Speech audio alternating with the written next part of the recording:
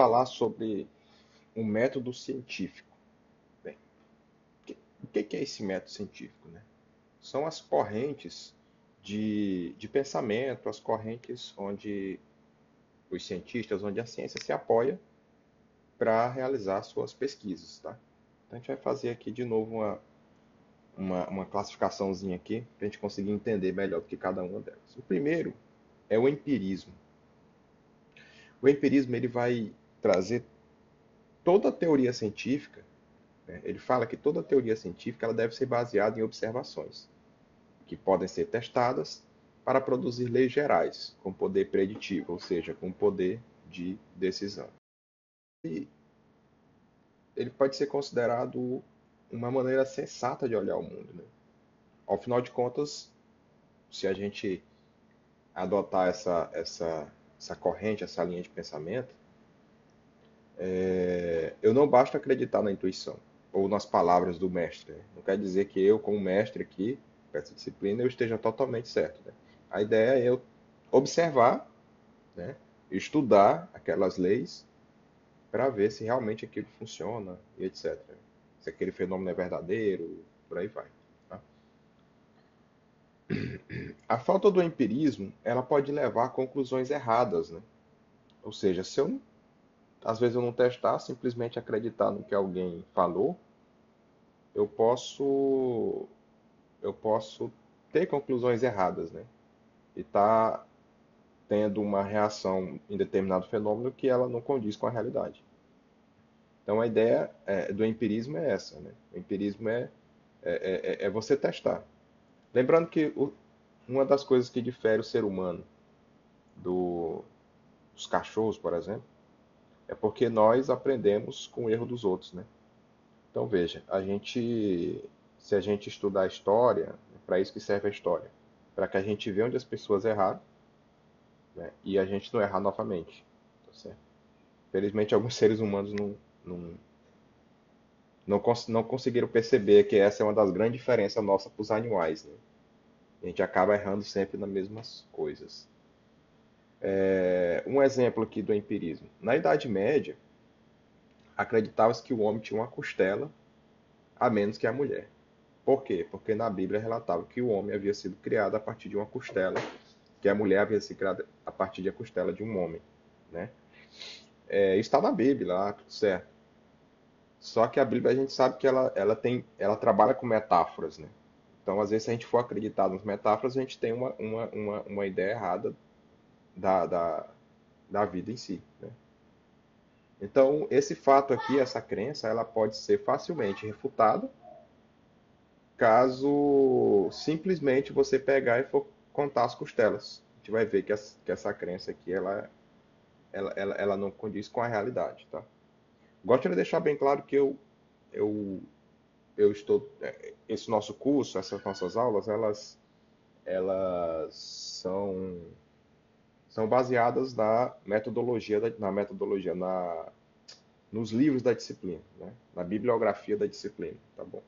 Então aqui não condiz muito com o que eu penso ou não, tá?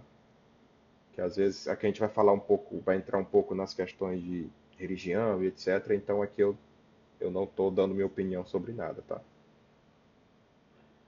A não ser quando vocês vão perceber quando eu estiver dando minha opinião.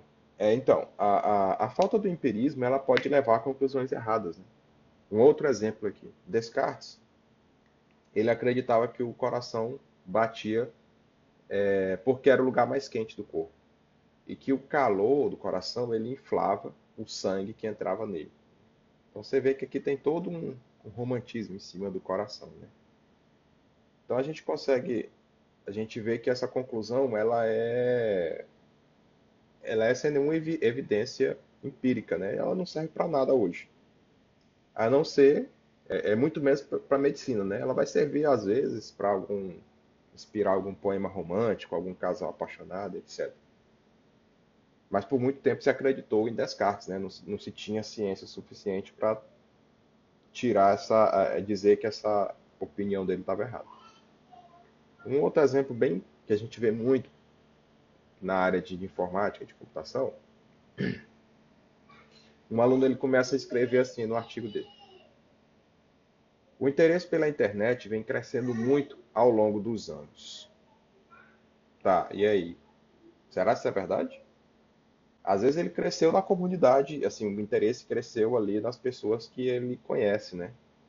Como esse, às vezes é um aluno de computação, ele tem muitos amigos de informática, às vezes ele vive na cidade, então o interesse dessas pessoas realmente deve ter crescido.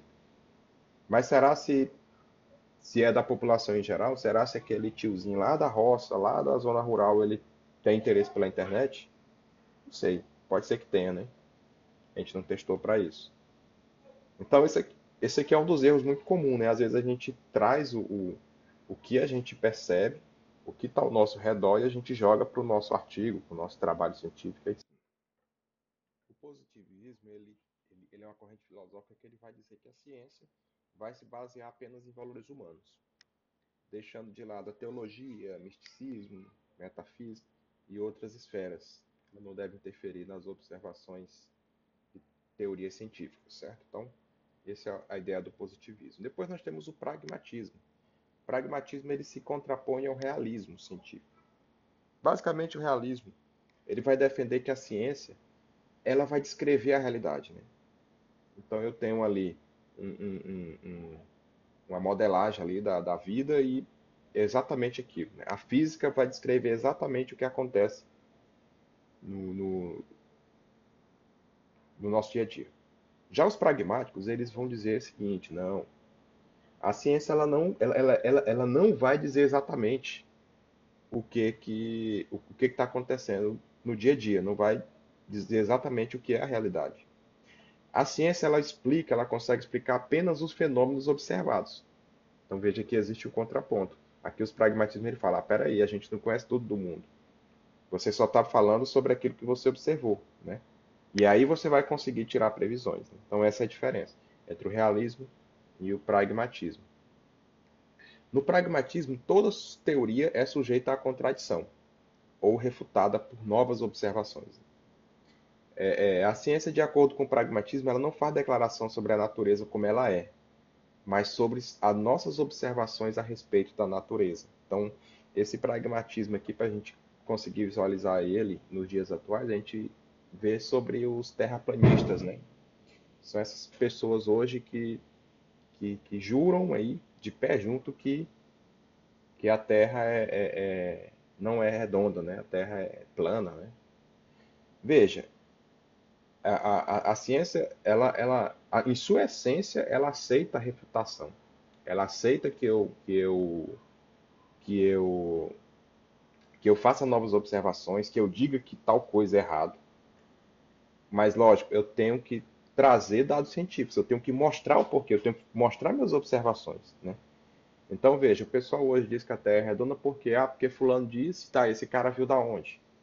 Por que que está dizendo que a Terra é redonda? Tá? Porque se a gente começar a adotar esse tipo de afirmação como verdade, nós vamos voltar para a Idade da Pedra. Não pelo fato da Terra não ser redonda, mas pelo fato de a gente aceitar qualquer lunático, qualquer maluco chegar aqui e falar que tudo que foi pesquisado, que é comprovadamente, matematicamente, que aquilo existe, a gente vai estar deixando de acreditar na ciência e começar a acreditar em malucos, né? Então essa é a ideia do pragmatismo. Tá? A gente pode refutar tudo, tanto que a gente tendo novas observações, eu consiga provar que aquilo realmente existe, né? Daí vocês viram um casal da Suécia que queria provar que a Terra era plana e saíram no mundo a Deus dará aí. Disse que iam cair no universo, acabaram que eles chegaram num lugar lá no meio do oceano que eles morreram lá, né? Ficaram sem direção. Porque eles não acreditavam na física que a gente conhece hoje. Eles não acreditaram na bússola, não acreditaram em todas essas teorias, o conhecimento que a humanidade tem até hoje a respeito da Terra, né? E suas leis. A objetividade, a possibilidade de duas pessoas com qualquer nível aceitável de competência possam chegar às conclusões, analisar os dados, né? Ou seja, consigo, a ideia aqui da objetividade é que eu tenho que me expressar de tal modo que, que as pessoas, né, que tem duas, mas a ideia é que seja várias pessoas, qualquer pessoa, aqui tem um detalhe, quaisquer nível, uma pessoa de qualquer, com nível de aceitável de competência. O que isso quer dizer? Quando a gente está trabalhando em ciência, eu tenho que escrever de modo objetivo, de modo claro.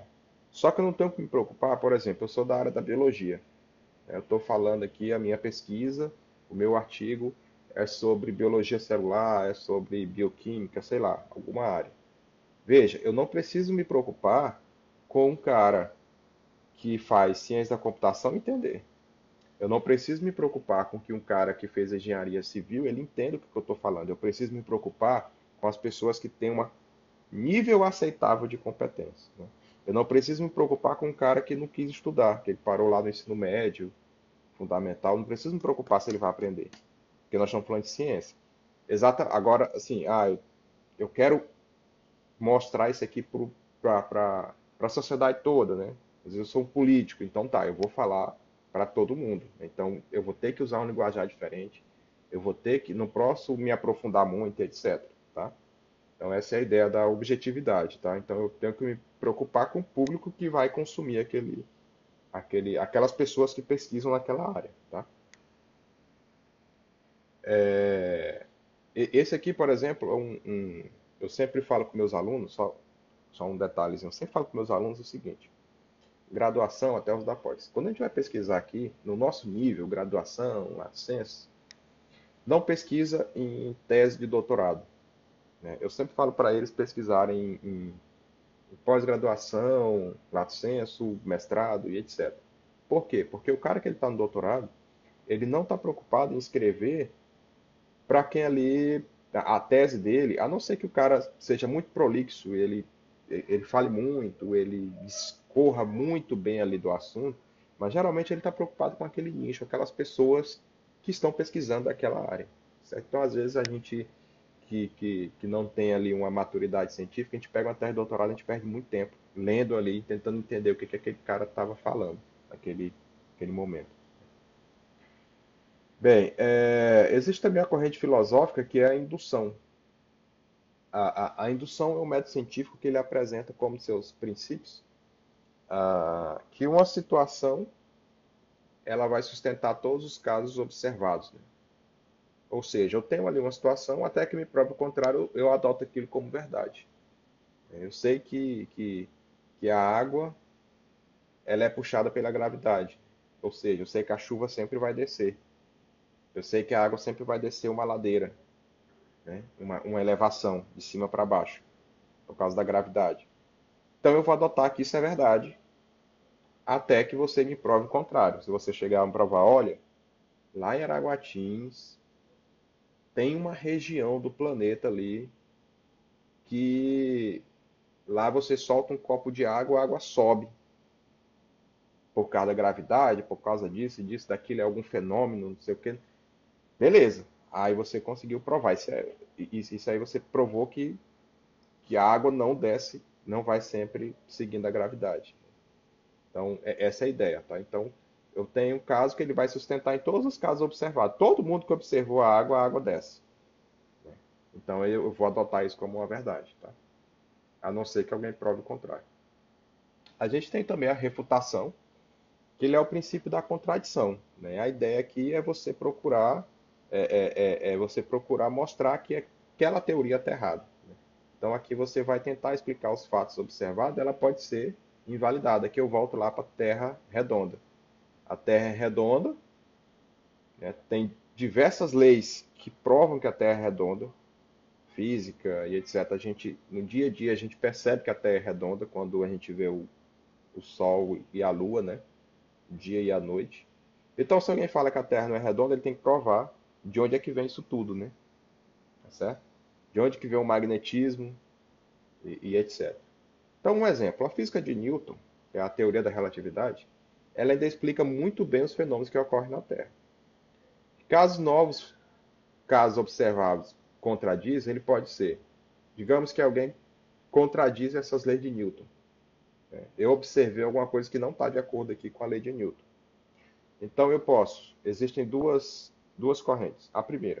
Duas possibilidades. A primeira é eu descartar a teoria original, substituindo por outra totalmente nova, né? Então, observa, eu vi que aquilo está errado e eu comecei a criar uma nova teoria.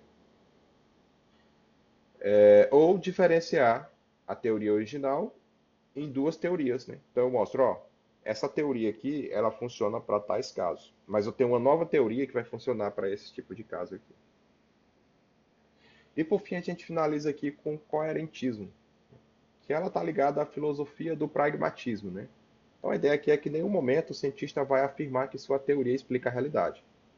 Então a ideia aqui é que ele vai afirmar quando a teoria é coerente com as observações de que ele, pelo princípio da indução, né, na falta de refutação, essa teoria pode ser.